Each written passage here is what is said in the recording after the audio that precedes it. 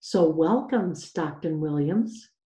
Well, first, Nan, I want to say that it's a real honor to be on your podcast. I've listened to a number of the interviews, and you've done a real service to our industry in uh, convening and giving the opportunity for folks to share some of what they've done in their career and what they're doing now. So I want to thank you for that.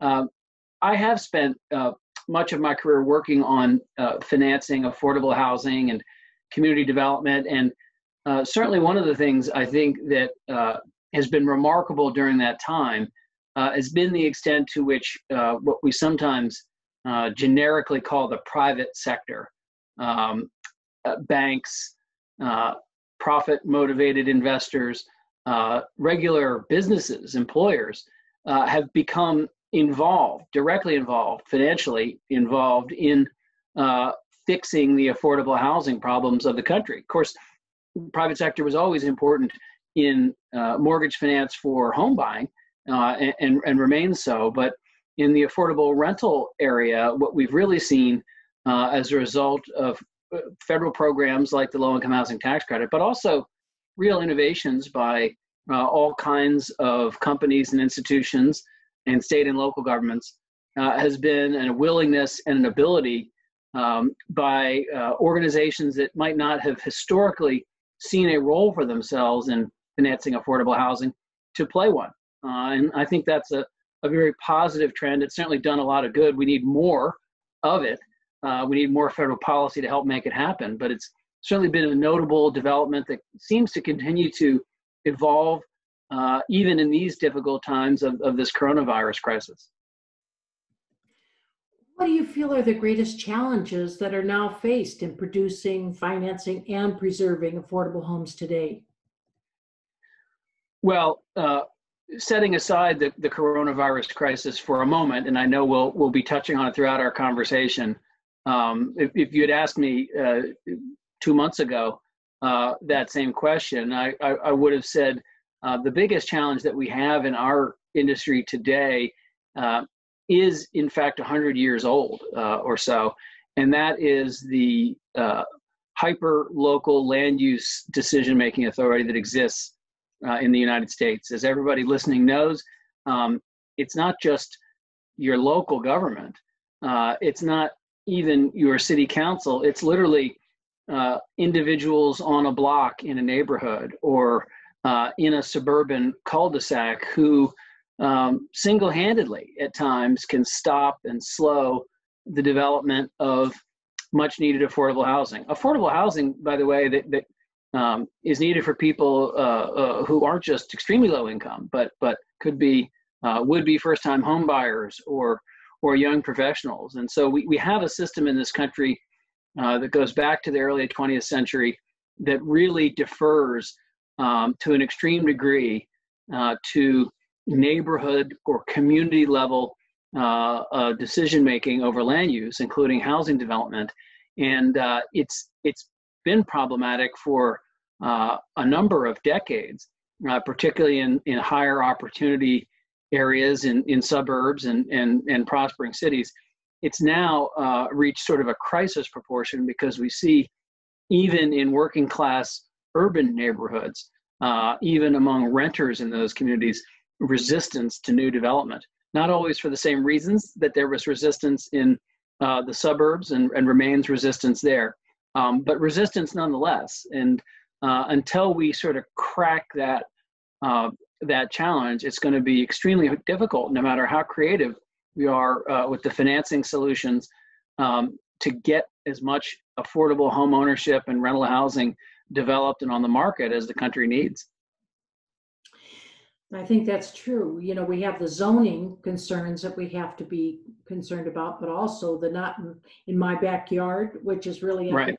what you're talking about.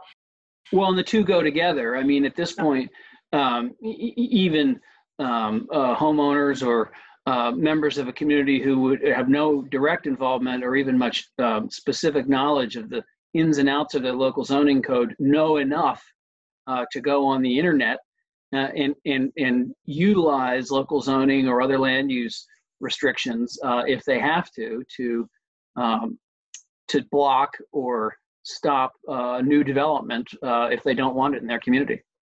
True.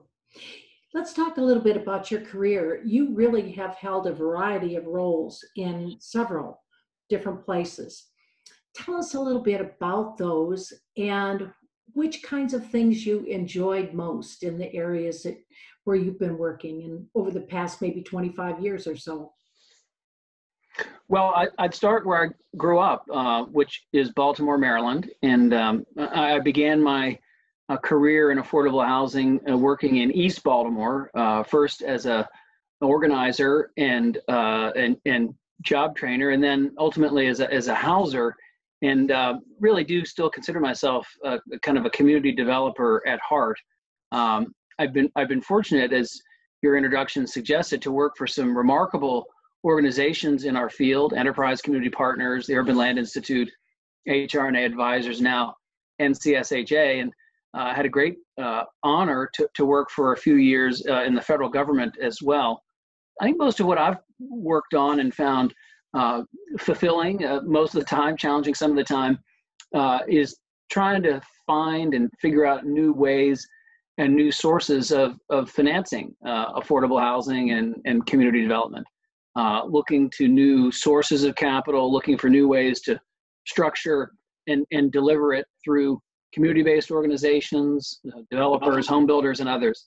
And that's been a pretty consistent through line of my work at a number of stops, and continues to be something that I'm very focused on today. The state housing finance agencies that I work for really do have a unique role in the housing system because they're deeply involved in home ownership finance and rental finance. So the state housing finance agencies really span everything from homeless and special needs apartments to working class rental housing to first time home buyer opportunities. And it's in each of those a series of puzzles to put together the financing. And these agencies that I have the real privilege of working for and representing are unbelievably creative and adept at doing that and adjusting to market challenges and even these sort of black swan events like the coronavirus. So that's always been a consistent and mostly rewarding challenge that I've worked on. What would you say today is the best vehicle that you have available to you for financing? Well, I think it depends on what type of housing we're trying to finance. I mean, certainly the low-income housing tax credit, which Congress created in 1986 and it's administered at the state level, has proven to be remarkably resilient and effective at producing new affordable rental housing and supporting the rehab of existing affordable rental housing. On the affordable for sale side, housing finance agencies in the 1980s really pioneered the use of tax-exempt bonds to deliver low-cost mortgages, often now with down payment assistance that helps families of color and working families move from renting into home ownership. And so certainly tax-exempt housing bonds are another really important and effective financing tool. But I could go on. I think, one of the things our industry has done well is develop a whole array of financing strategies and sources for getting whatever the necessary kind of affordable housing developed in a community. Do you get involved in RAD today? Well, a number of state housing finance agencies, of course, are providing low-income housing tax credits, tax-exempt bond financing, grant dollars, and other resources to rental assistance demonstration projects. Redevelopment, repositioning of public housing in the cities and suburban areas in their states. It does vary, so you tend to see a lot of the activity in states, not surprisingly, with large amounts of older public housing, and less in states that don't have as much. But RAD has certainly been an important and effective policy development and is reflective of the sort of innovation and creativity that I think our field can really credit itself for having. Contrast some of the differences in public policy in these areas from the time that you started in the housing field to now. What are some of the differences that you're seeing? Well, when I started in housing in the early 1990s, we were really sort of in the early stages of what's now kind of widely seen as a completed devolution of most of the leadership on affordable housing to the state and local level. The housing historians and a lot of people who frankly made it happen, who you've interviewed, would tell you that, began in the 70s and really accelerated during the Reagan administration in the 1980s. And so by the time I entered the business in the early 90s, that trend had begun, but it was still relatively early on. In my first couple of stops in my career with community-based organizations in Baltimore, we were using the low-income housing tax credit, which was only a 4 or 5 year old program at the time. The home block grant, which had literally just been created, and states and cities were trying to figure it out. So what we've seen really since I started over the past 25 years has been an acceleration of that devolution. Clearly, the federal government has a huge role to play. We saw it in the Great Recession. I hope we will see it in response to the housing-related needs, among other needs, of the coronavirus crisis.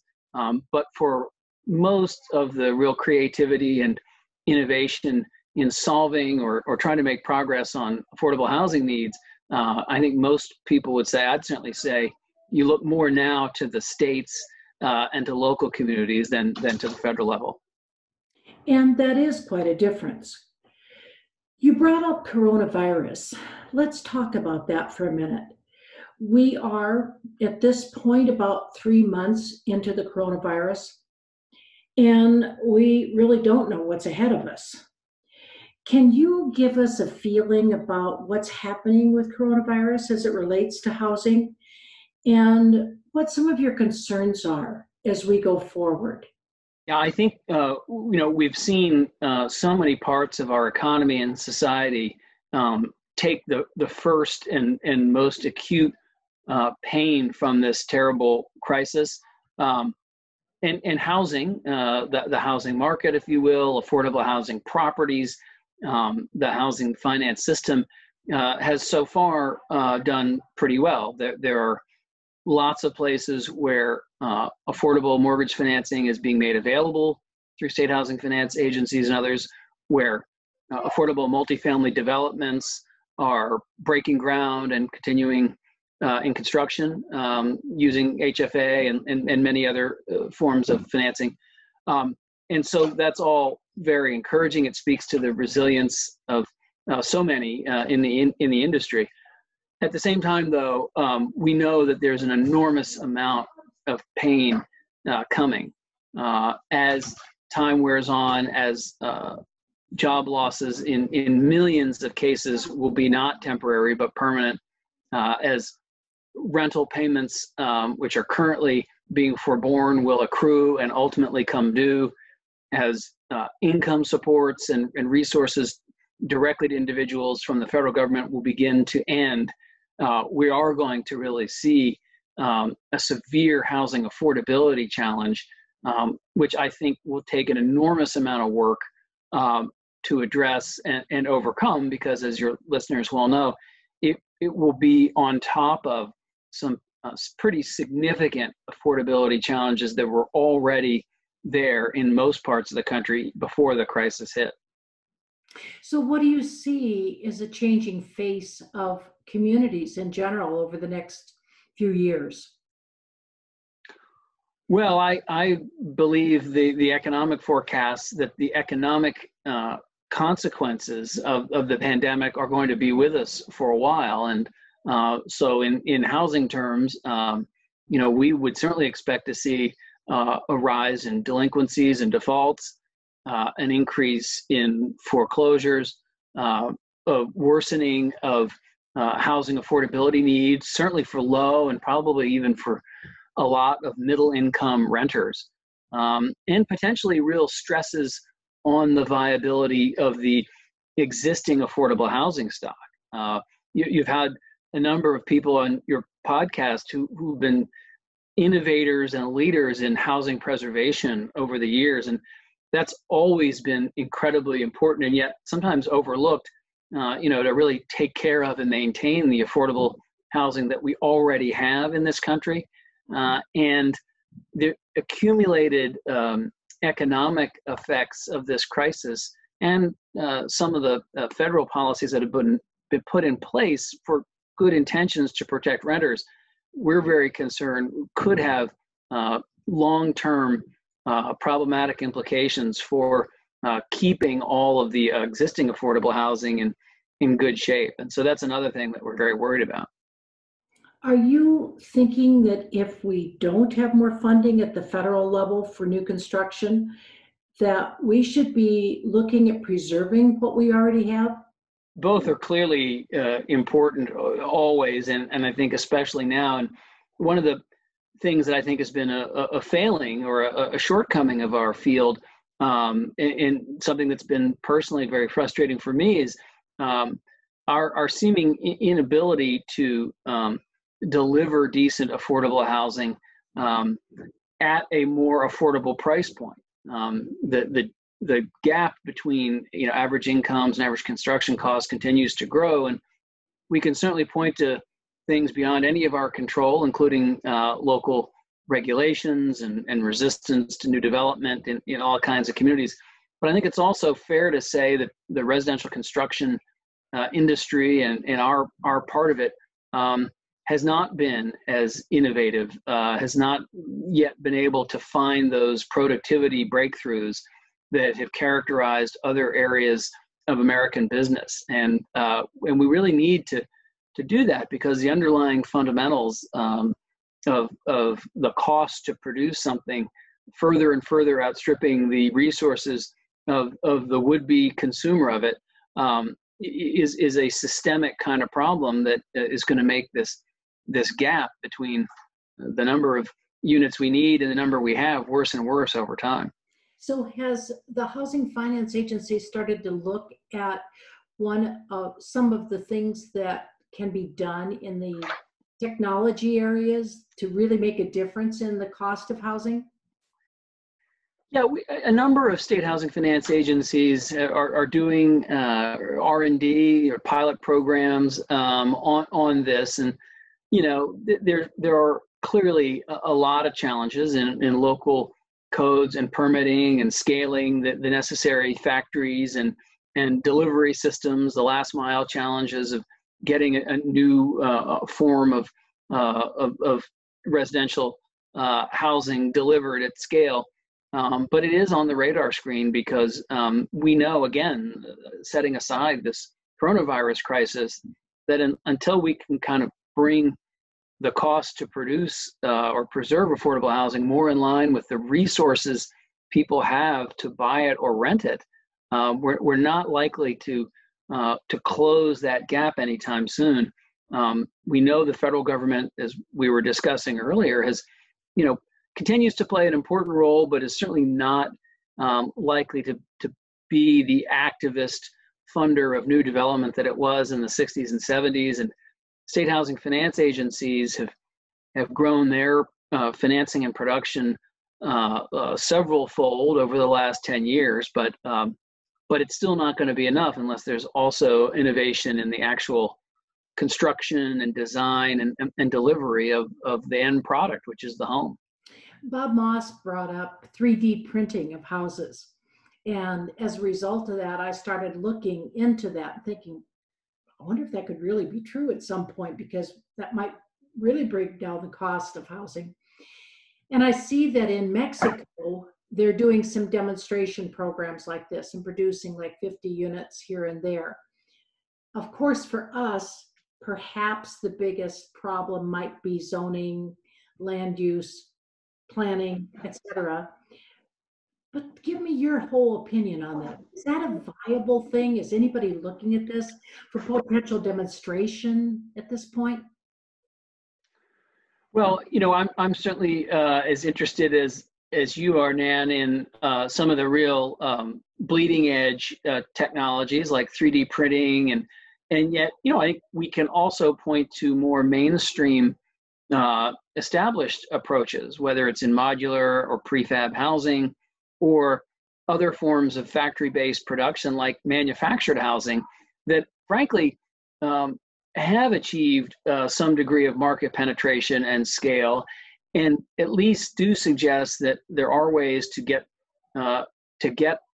housing developed that can meet local building code and zoning requirements and satisfy some community concerns. So I think there's a continuum. The 3D printing and things are inspiring and kind of illustrate what could be done. And then there are also kind of more mainstream approaches that are kind of under the radar, but also deserve and are getting, I think, a second or third or fourth look as to how they could be part of the solution. The other part of it too is, there are opportunities in production home building, in mainstream residential design, and things that wouldn't be as sexy as 3D printing or modular housing, to really cut costs and to deliver a more affordable product. And I think it's been surprising to a number of home builders and people in the single family business that there isn't yet the business model or the matchup with consumer demand. I would think you mean in as many places as you would expect for a smaller home or denser single family home community that could be developed at a lower price line. Have you heard about some of the innovative things Minnesota is doing on rezoning? Yeah, I've certainly read a lot about it, and a number of states are interested in what's happening in some of their larger metropolitan areas, Minneapolis, St. Paul being the one in Minnesota, to try to create a more amenable environment for new development. So that's a potentially encouraging trend. I think it could very well too. It'd be exciting to watch. So I think we have to recognize, though, Nan, that as important as the zoning and land use approvals are, we can't simply expect that if we were to relax them somehow, there would all of a sudden, be this flood of new affordable single-family home building and multifamily development. It's really a sort of set of 2% or 3-4% solutions that have to all add up. And so as important as the zoning and land use approvals are in terms of barriers, I think we don't want to sort of overstate the potential to fix the big problem that we're all so concerned about only by dealing with those. The innovation in construction and design is critical. More public sector resources are necessary. Continued innovation in financing, bringing employers and other private sector institutions to the table is key. So all of these things are important and have to be done in a sort of comprehensive and coordinated way at the local level if we're really going to make progress. Pieces of the puzzle. Right. What do you consider to have been your most important contributions to producing and preserving affordable housing? Well, as I said, I've had a wonderful opportunity to work with so many terrific organizations and creative people on the financing challenges. I'd say one that, was rewarding and is proven to be enduring was a program at Enterprise that we worked on called Green Communities, which was really envisioned to make healthy, efficient, environmentally sustainable building practices mainstream in affordable housing. There were groups around the country at that time in the early 2000s who were going green, as they said, but they were sort of seen as either incredibly innovative or maybe a little nuts in trying to sort of make affordable housing more environmentally friendly and healthier. We really spent a lot of time developing a set of detailed specs and also financing incentives because we saw the chance to make buildings more energy efficient and healthier as ultimately being better for the residents and an opportunity for operators to save money. And we hoped a vehicle for getting new kinds of institutions and investors into our field of affordable housing. In a lot of ways, those goals were realized. And while not every affordable housing development is meeting the highest degree of healthy building or environmental standards, the kind of baseline for decent housing in our field, I think, has substantially improved, and we can absolutely see the substantial increase in investment from sources that had never historically been interested in affordable housing as a legacy of that. So that's certainly something that I was proud to work on, and has been and continues to be an area of innovation in our field. And that kind of leads me to the last question, which might very well tie into what you're saying. And that is, what would you tell a younger person today about our field, the future of housing, etc.? Well, I think we all hear from younger people now who are looking to enter the field, and that feels like it's been an evolution to me. I mean, in my graduate school class, in 26, 27 years ago, of 40 people from around the country and around the world, actually, who were all really interested in real estate. I was the only one that was interested in going into affordable housing and working with community-based organizations. I would bet that if you went back and looked at the current group of students there, you would see a significant number who were very much eager to break into our field. And so I think that's terrific. That's been happening for a while now. Affordable housing is kind of well known among people for being a great way to make a difference in the world and also do something that's challenging and intellectually interesting. So I think if a young person were to ask me if it's a good way to make a living, I would say it absolutely is. And I'd probably give them the advice that a mentor of mine and someone who's really inspirational to me in getting into this field gave me when I started. And it was Bart Harvey, who I eventually worked for at Enterprise, who told me when I was in graduate school, if you want to learn this business, if you think you might want to make a career in it, start at the grassroots level. Go find a community-based organization and learn how it's done in a neighborhood. And that's advice that I took, and I think advice that would be wise for anyone who's looking to enter the field to consider. It doesn't have to be a community-based organization. Could be a small home builder or a community bank or a public housing authority. But start at the grassroots or local level, and really roll up your sleeves and see the direct impact that your part in the affordable housing industry can make. And if you're like me and so many of your listeners and people you've interviewed, you'll probably get addicted and want to do it for a long time. And maybe that next generation will take the whole green space thought into another area. Oh, I'm sure they will. And, Nan, one thing I really do think sometimes we forget, even those of us who have been doing it for a long time, is on the one hand, there's been people have been talking about an affordable housing crisis since at least the 60s, maybe even longer. And we sure do have one. And unfortunately, it's probably going to get worse as a result of this coronavirus. We shouldn't let that fact overshadow all the good that the affordable housing industry has achieved, the millions and millions of homes and apartments that have been built and preserved that wouldn't have been by the private market acting on its own accord. It wouldn't have happened without public policy and the commitment and innovation of so many people in the industry. And the good that that's done for families and communities is really incalculable. So we are really making a huge difference in our industry, even as we clearly do still have a lot more work to do. Well, thank you so much for your thoughts and your guidance and your service that you've provided to the industry. Thanks for yours, Nan. It was a pleasure talking to you. If you enjoyed this video, please join Kent and me, and please subscribe free to this channel. Share it with your friends and click on the thumbs up icon to like us.